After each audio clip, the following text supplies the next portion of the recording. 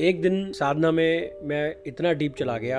Deep जाने के बाद हमारे आश्रम में हमारे जो मेरे दादा गुरु महाराज हैं, चूड़ी वाले बाबा जी के नाम से वो फेमस हैं, मैं वहां था ध्यान में, और उनके उस मूर्ति से एक दिव्य प्रकाश निकलता है, उसमें से वो स्वयं बाहर आते हैं और मेरा हाथ पकड़ के कहते हैं चल। मेरा जाप चल रहा है, मुझे नहीं पता मैं कहाँ हूँ, और क्षण भर में ही मैं कैलाश होता हूँ। मेरे माता पिता संसार से जा चुके थे, मैं देखता हूँ कि मैं कैलाश पे हूँ, साक्षात भोलेनाथ बैठे हैं, मेरे पितृ जितने भी जा चुके हैं वो एक तरफ खड़े हैं, और मैं वहां देखा भोलेनाथ मुस्कुराए, दादा महाराज ने मेरा हाथ पकड़ा हुआ है, कुछ समझ में नहीं आ रहा। उनको देख के मैं कुछ बोल ही नहीं पाया। तो वहां से बाबा ने मुझे कहा कि जा, तेरी माँ ने तेरे लिए खीर बनाई है। जब मैं क्षण पलटता हूँ तो माँ साक्षात जो है वो एक सुंदर भव्य रूप में, मैं उस रूप का व्याख्या नहीं कर सकता, और लाल साड़ी में मिट्टी के पात्र में वो मुझे स्वयं अपने हाथ से वो खीर खिला। उसका स्वाद साधना के दौरान मेरे मुख में था, और ये कब हुआ कैसे हुआ मैं आज भी इस चीज को नहीं समझ पाता हूँ। और जब मेरी साधना का ध्यान टूटा तो मेरे इतना रो चुका था कि मेरा चोला गीला हो चुका था। जब वो ध्यान का वो मुद्रा टूटी तो वो खीर का जो स्वाद था वो मेरे मुख में था, और रोया मैं